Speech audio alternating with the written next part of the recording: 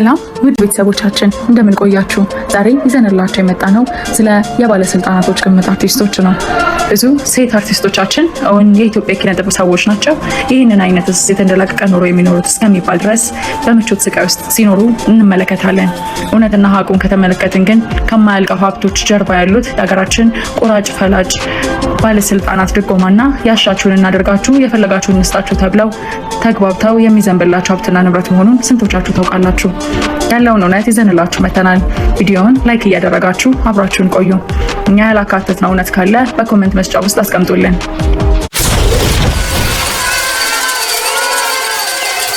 ድሮ የኪነ ጥበብ ሰዎች ሀብታችን የኢትዮጵያ ሕዝብ ነው በማለት ሽንገላቸውን ይሰጡን ነበር። እኛም ያለኛ ማናላቸው በማለት በታመሙ ሰዓት እጃችንን በመዘርጋት እናሳክም ነበር። አሁን ግን ነገሩ ተገልብጦ ሀብታችን የኢትዮጵያ አርቲስቶች ናቸው ብንል የሚያዋጣን ይመስለናል። በተለይ ደግሞ ሴት አርቲስቶቻችንን ከተመለከትን የሚኖሩት ኑሮ ምራቅን ያስውጣል። የሚነዱት መኪና ከአንድም ሁለት ከመሆኑ አልፎ የተንጣለለ ቤታቸው የሚዝናኑባቸውን ስፍራ ስንመለከት አቤቱ ፈጣሪ ሆይ እኛንም ተመልከተን የሚያሰኝ ነው። ከሀገራችን ባለስልጣናት ጋር ቀጥተኛ ግንኙነት ካላቸው ሰዎች መካከል የመጀመሪያዋ ብሩክታዊት ሽመልስ ነች።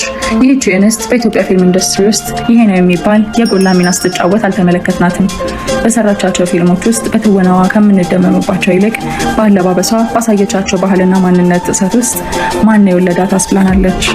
በተወሰኑ ፊልሞች ላይም በመሪ ተዋናይነት የተሳተፈች ሲሆን ለትወና እንዳልተፈጠረችም በግልጽ አሳይታናለች። ማስታወቂያዎችን በመስራት እናውቃታለን። ብርክቲ በሀገራችን ካሉ የኪነ ጥበብ ሰዎች ውስጥ ስሟ በመብጠልጠል ቀዳሚውን ስፍራ በመያዝ ማንም የማይወዳደራትም። እሷ በቴሌቪዥን ፕሮግራምም ሆነ በግል ሶሻል ሚዲያዎቿ ብቅ ካለች ከህዝብ ጋር ብሽሽቅ የያዘች ይመስላል። አንዳች ጉዳይን ጣል አድርጌ ልለፍ በማለት ህዝቡን ታንጫጫዋለች። በመጨረሻም በቀረበችበት የኢቢኤስ ቃለ መጠይቅም ይህንን ንግግር አድርጋለች። ሆን ብዬ ነው መነጋገሪያ የመሆነው በማለት ስላሳለፈቻቸው የህይወት ውጣ ውረዶችና ፈተና ስትናገር አንድ ታክሲ ወደ አንድ ታክሲ ሲሄድ ብርክቲ አይዞሽ የሚያልፋል በማለት ራሴን አጽናና ነበር በማለት ያሳለፈችውን አሳዛኝ ነገር በመናገር ህዝቡን እንባ በእንባ አድርጋው ነበረ። ታዲያ ይቺ እንስት በሀገራችን የኪነ ጥበብ ሰዎች ውስጥ የተንደላቀቀ ኑሮ ከሚኖሩ አንዷ ነች። ፊልምም ሆነ ማስታወቂያ ከሰራች ቆይታለች። ሌላ የግል ስራም እንደሌላት ተናግራለች። ታዲያ የምትነዳው ውድ መኪና፣ የምትኖርበት የተንደላቀቀ ቤት፣ ከሀገር ሀገር እየተዘዋወረች የምትበትነው ገንዘብ ከየት የመጣ ነው ካልን ከሀገራችን ጉንቶ ባለስልጣን ከሆነው ነው። የባለስልጣን በአንድ ወቅት የአዲስ አበባ ከንቲባ የነበረ ከዛ በኋላም የማዕድን ሚኒስተር በመሆን ሲሰራ የነበረ ሲሆን ብርክቲ የዚህ ሰው ቅምጥ በመሆን ያለ አንዳች ስራ የተንደላቀቀ ኑሮን ትኖራለች።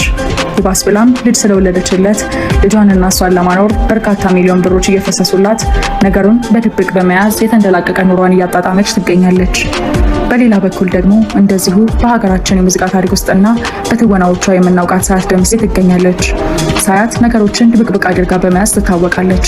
በትወና ብቃቷ አስደምማናለች። በተለይ እረኛ የተከታታይ ድራማ ላይ ከህፃን እስከ አዋቂው ድረስ እናና እያሉ የሚጠራት ስሟ ካፋቸው እንዳይጠፉ ማድረግን የሚያስችል ድንቅ የትወና ብቃቷን አሳይታለች። በእርግጥ ሳያት የሰራቻቸው ፊልሞች ጥቂት ቢሆኑም በተሳተፈችባቸው ትወና ሁሉ ገጸ ባህሪን መላበስ ትችልበታለች በመባል አድናቆት ተችሯታል። ለዚህም አጨብጭበንላታል። ከትወናው ባሻገር የምትሰራቸው ሙዚቃዎችም ጭምር ተወዳጅ እንደሆኑ ምንም ጥርጥር የለውም። በኢትዮጵያ ውስጥ ከተሰሩ ፊልሞች 90% የሚሆኑትን ካስቶች ሳያት ደምሴ እንደተጠየቀች አልፈልግም በማለቷ የቀሩ እንደሆኑ ሲነገር ይሰማል። ታዲያ ሳያት እዩኝ የማትል ቃለ መጠይቆችንም መስጠት የማትፈልግ በብዙ ቦታ የማትታይ ስለሷ ብዙ የማይታወቅ የሽልማት ስፍራዎች ውስጥ የማትገኝ እንዲሸልሟት የማትፈልግ ሲሆን ተገኝታ ንግግር ካደረገች እንደ አነቃቂ ንግግር የሚወሰዱ ቃላቶችን ከአንደበቷ የምትዘራ ሲሆን እሷን እንደ አርአያ የሚያዩ ሰዎች በርካታ ናቸው። በተለይ ሴቶች የሴት ተምሳሌት ነች በማለት ያሞካሿታል። ሰላም ተስፋዬ አርአያ እሷ ነች በማለት በተደጋጋሚ ጊዜ ስትናገር ይሰማል። ታዲያ ስለ ሳያት ብዙ ነገሮች ሲወሩ ባንሰማም በልጅነቷ በሰባት ሰዎች እንደዚህ ተደርጋለች እንደዚያ ሆናለች ሲባል ይሰማል። ከዛ ውጪ ስለ ፍቅረኛዋም ሆነ ስለ ትዳር ሁኔታዋ ሲወራ ተሰምቶ አይታወቅም። ነገር ግን ዓለምን እንደፈለገች ትዞራለች። እጅ በአፍ የሚያዝ ኑሮን ትኖራለች። መኪናዎችንም እየቀያየረች ታንሸረክራለች። አስገራሚ ኑሮን ከሚኖሩ የኪነ ጥበብ ሰዎች ውስጥ ከፊት ቀድማ እንመለከታለን። ታዲያ እነዚህን ሁሉ ተዘርዝሮ ማያልቅ የሀብት ምንጮቿ ምንድን ነው ስንል በሰራቻቸው ሙዚቃዎችና ፊልሞች አሊያም ድራማ እንዳልሆነ ግልጽ ነው። እሷም እንደ ሌሎች የኪነ ጥበብ ሰዎች ከሀገራችን ባለስልጣኖች ውስጥ አንዱን አፈፍ በማድረግ የተቆናጠጠችው ሀብት ነው። ይሄ ባለስልጣን በሀገራችን የፖለቲካ እንቅስቃሴ ውስጥ ስሙ በጉልህ ይነሳል። የክልል ፕሬዝዳንት በመሆን አገልግሏል። ከበርካታ ዓመታቶች በፊት የህዝብ ግንኙነት ሚኒስተር ነበር። አሁን ላይ የጠቅላይ ሚኒስትሩ አማካሪ በመሆን ያገለግላል። ሳያት ከዚህ ሰው ጋር ወዳጅነት በመፍጠር ሀብቷን ሰብስባ የተንደላቀቀ ኑሯን እየኖረች ነው። በሶስተኛ ደረጃ የምናገኛት ሃይማኖት ግርማን ነው።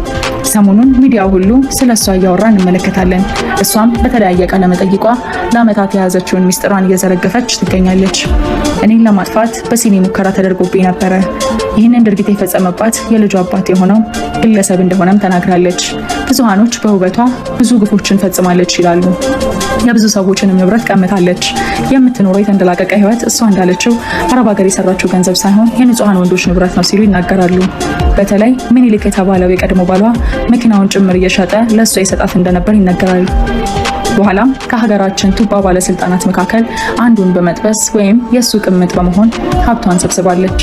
አሁን ላይ ሳልፈልግ ተገድጄ ነው ቅምጥ የሆንኩት በል እንጂ ውስጥ አዋቂ ነን የሚሉ ሰዎች ፈልጋና አቅዳበት የጄኔራሉ ቅምጥ እንደነበረች ይነገራል። ከሀገራችን ከፍተኛ አመራር ከነበሩት ከአንዱ ጄኔራል ጋር የቀረበ ወዳጅነትን የፈጠረች በመሆኑ ግልጽ ነው። ታዲያ የተንጣለለ መኖሪያ ቤቷ ውስጥ የሚገኘው መዋኛ ገንዳም ሆነ ጂም አሊያም ለእናትና አክስቷ የገዛችላቸው ግዙፍ መኖሪያ ቤቶችም ሆነ የኮንስትራክሽን ካምፓኒዋ ከሃይማኖት ላብ የመጣ ሳይሆን ቱባ ባለስልጣኑን በውበቷ በመያዝ ያካበተች ሀብት መሆኑ ግልጽ ነው።